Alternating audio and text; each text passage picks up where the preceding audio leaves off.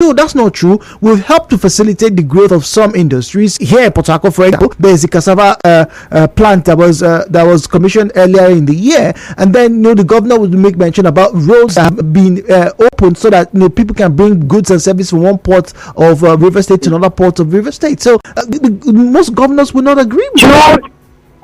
Jude, is the cassava processing farm functioning? Is it functioning now?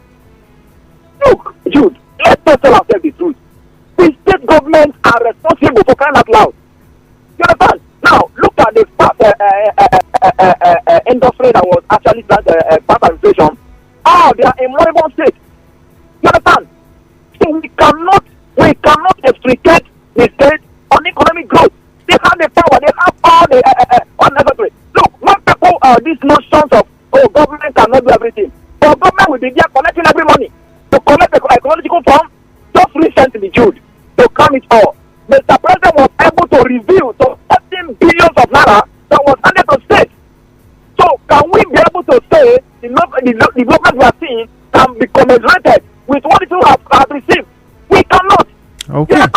So we cannot hesitate. They have a major role to play.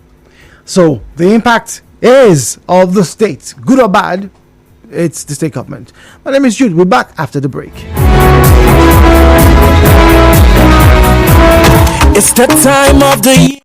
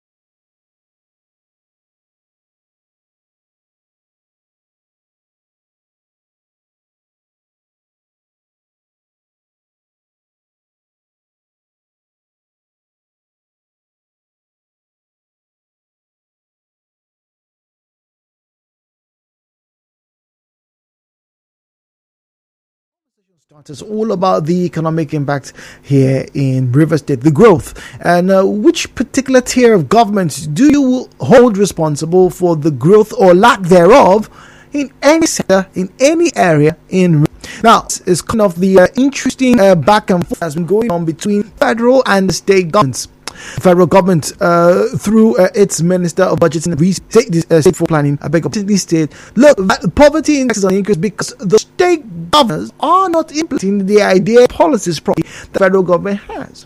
And now I'm asking, look at the state in particular, where you have communities that have years blamed either the federal government for not doing a particular thing properly, whether it's a rural health centers, you often hear health because the federal medical center in so and so area, and they're saying, well, we need one place. We don't need no representation. Why? What's government not do anything here?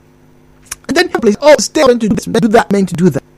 All of this, one way or the other, have a way of directly impacting the way the economy of that particular region develops, like in turmoil.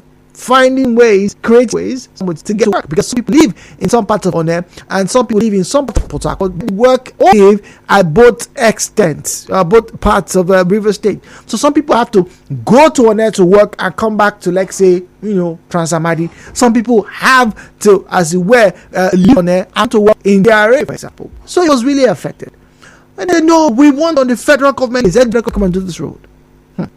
So once again, on the phone lines, please be there. Turn down the volume of radio. Do make derogatory or defamatory comments. If you quite see to hear, don't make unsubstantiated claims. There is a call screen. As you get to have your numbers attended to, please, your name and where you call from, we attend to you. Interestingly, Stanley in 11 is on the line. Let's get that from Stanley. Good morning, Stanley. Good morning to you. Welcome to Hello Port Harcourt. Yeah, good morning. Good morning, please. Well, I'm going to blame the federal government for the hardship in this country. My reason being that when the government came on board in 2015, before they came on board, period to that time, things were going well in this country. Were they? When they came, Stanley, were they going well? Because people complained that things were not going well. That's why they wanted to change. Under GJ, things were going well. There were jobs, people were working. Really? The economy was okay. We were the best in Africa before Buhari took over. And when he came in with harsh economic policies that scattered so many things. First, he blocked the border, the whole borders in this country. He stopped food from entering. He stopped so many things, and it really affected the country. Secondly, he also came up with a policy that the brother Dangote was the only one selling cement in this country. Other cement companies companies were killed. That's not exactly accurate, by the way. But go on, I'm listening to you, please. So what I'm saying is that they should stop blaming the state government. Like, if you come to River State, our governor has done a lot. He has done a lot. He has done roads, not just in the urban areas, but in the rural areas. He has done roads. He has done hospitals and others. I overheard somebody talking about the cassava plantation in Afon. Yes, the cassava plantation, as I said to you, is functioning.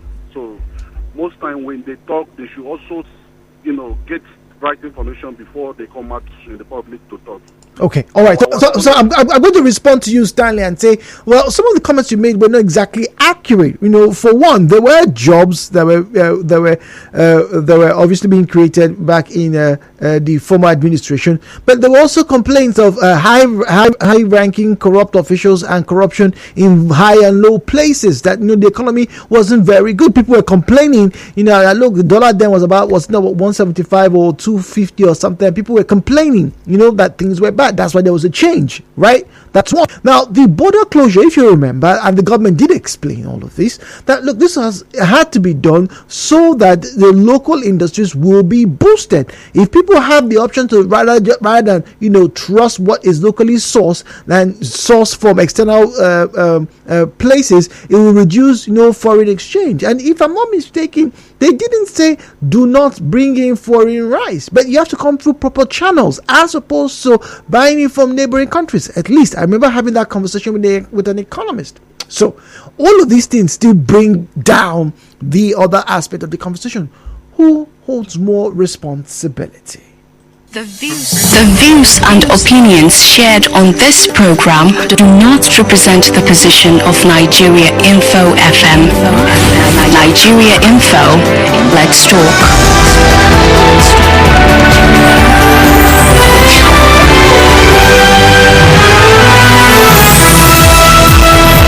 92.3, good morning to you. Welcome to Hello Port Harcourt. Hello, good morning. Good morning, please.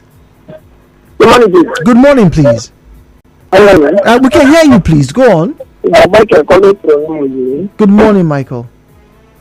Yeah.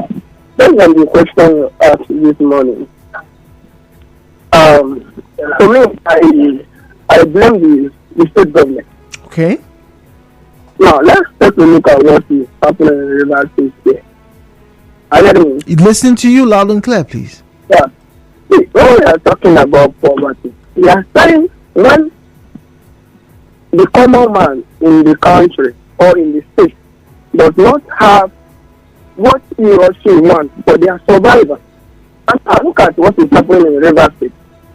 Now, if you look at what the government of Rivers State is doing, they are building roads, they are building flyovers here and there, just flyovers. Now, do the common man in those interior villages, do they need flyover? What do they need flyovers for? How can they? A man must think and eat before we have strength to do what? To go and climb flyover.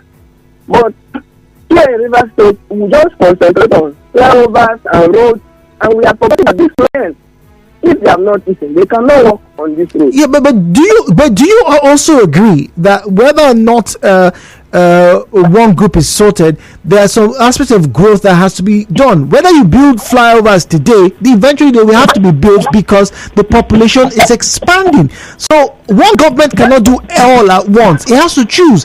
And in this case, this governor and this government has chosen to focus on infrastructure. How is that a bad thing? Yes, what you said is true. But before any place is done, any government should embark on a particular project. The government should be able to understand what do these people need first. Okay. All right. Yeah. Thank you. 92.3, good morning. Hello, good morning. Good morning, please. Welcome. Yeah, my name is John. I'm calling from Port Harcourt. John, it's a pleasure to have you join us this morning. Yeah, the caller that called before this one that just dropped, I still want to throw his line. Okay. Let me give you a simple analysis.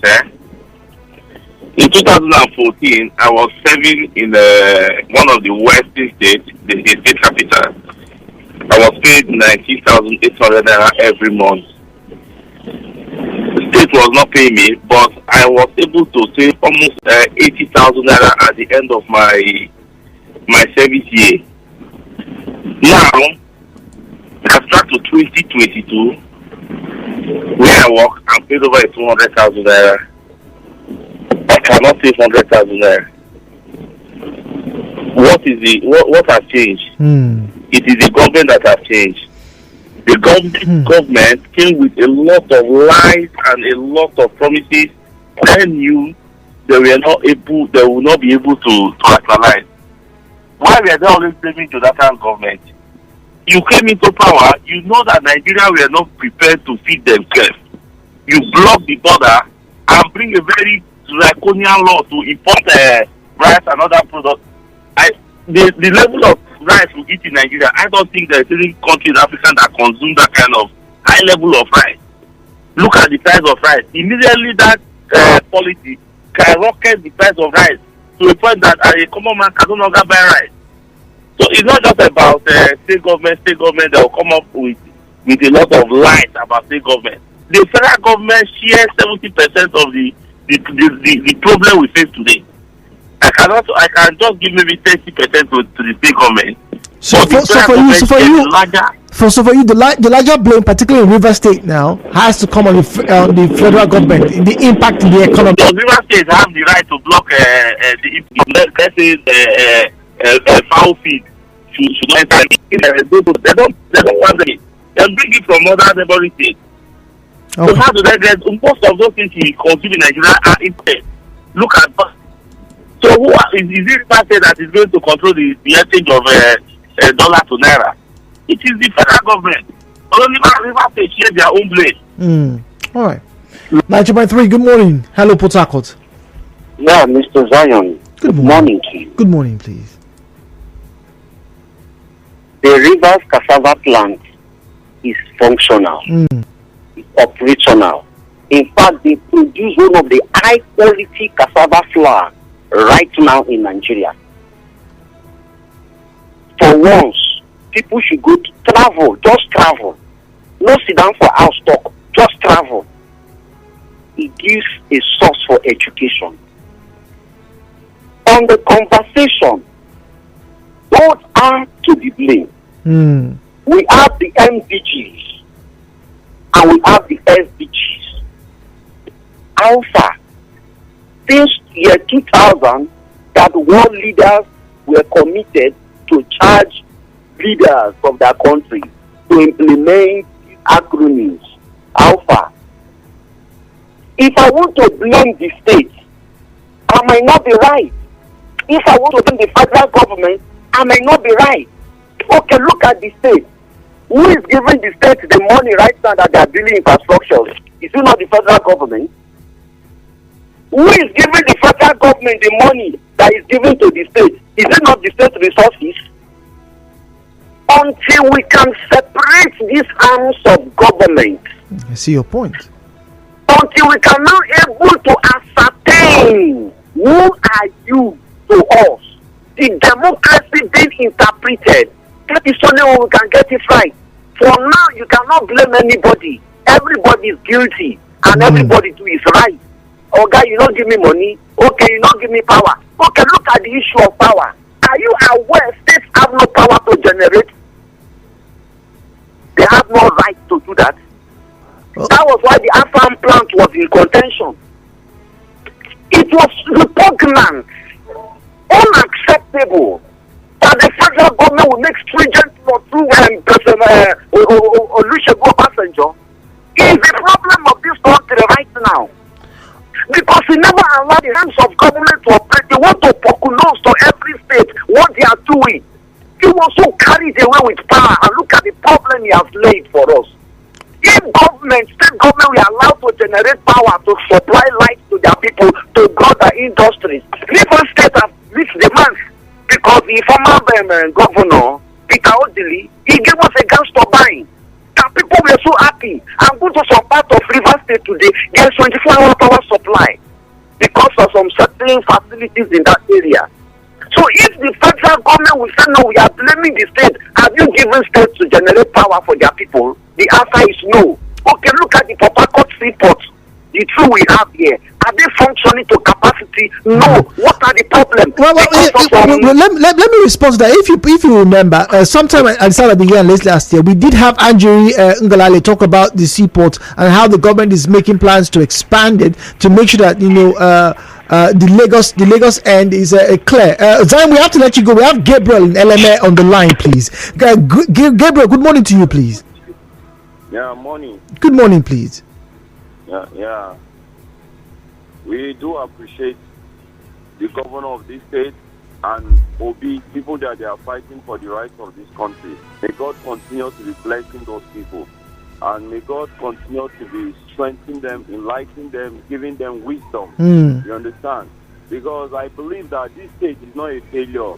At least the governor is working very hard to see that it's moving forward with other countries.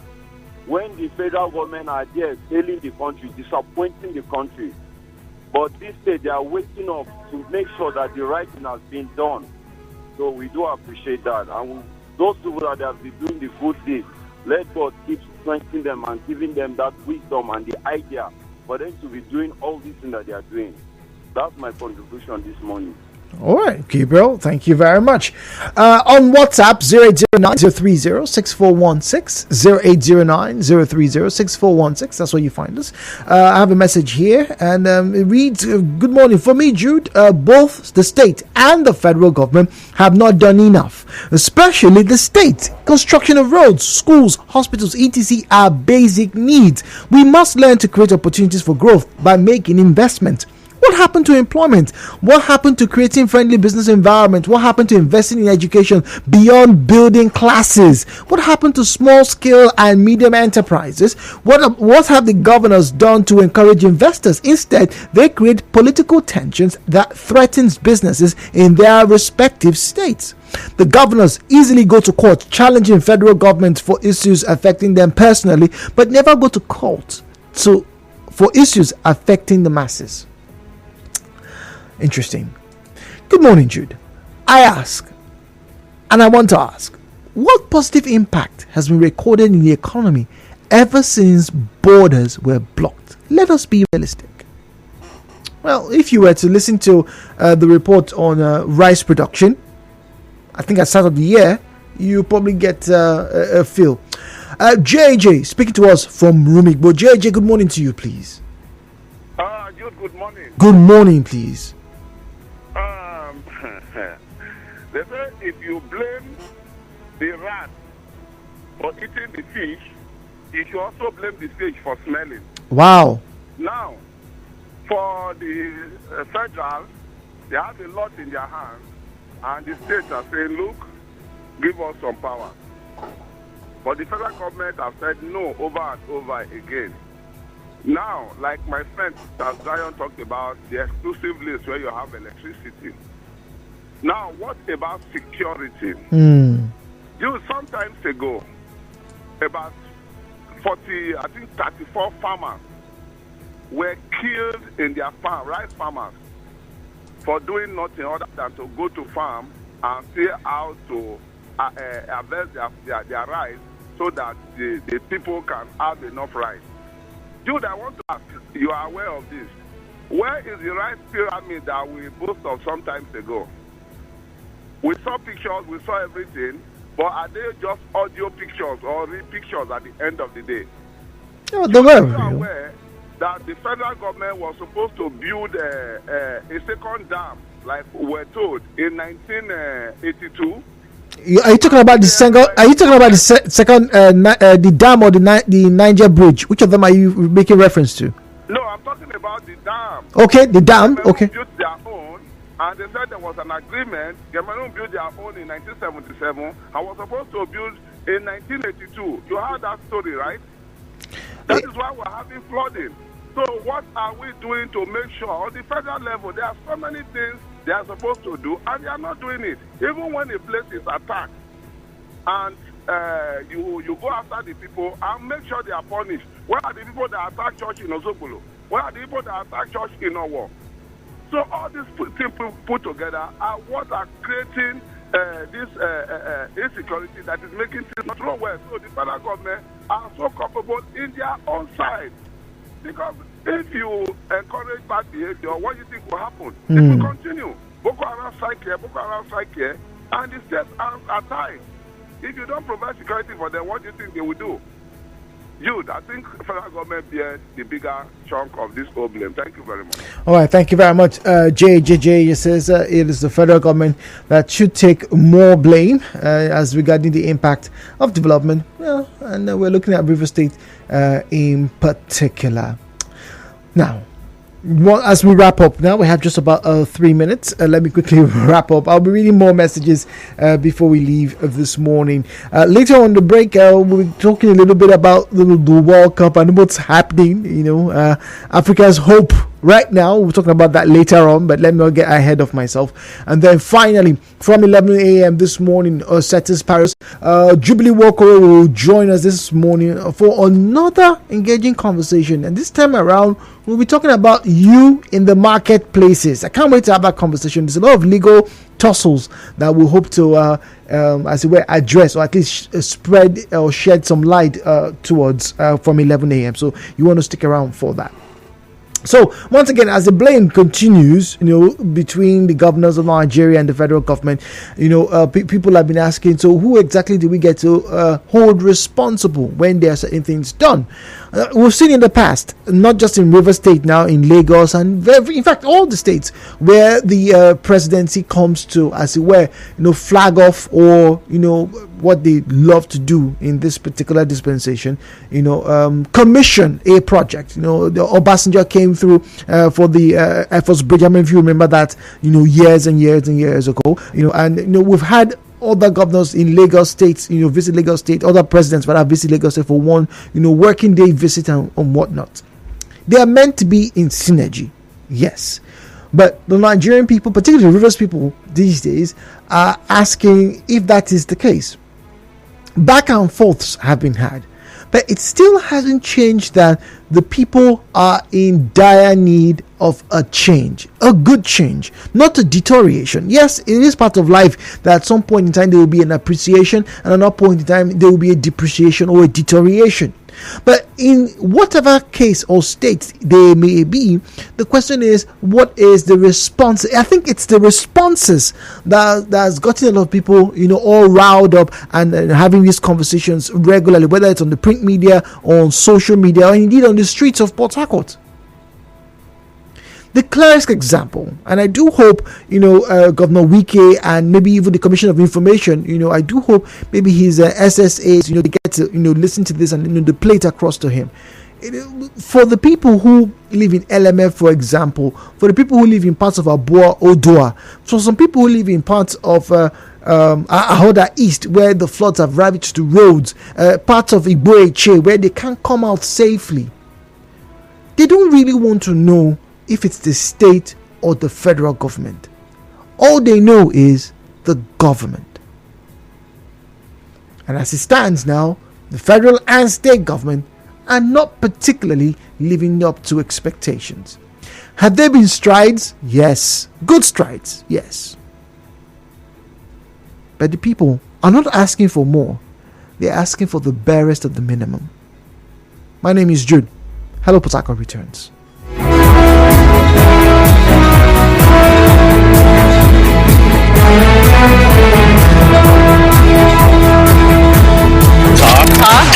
Talk radio. 92.8 Talk radio. Number one, talk all the time. It's more station.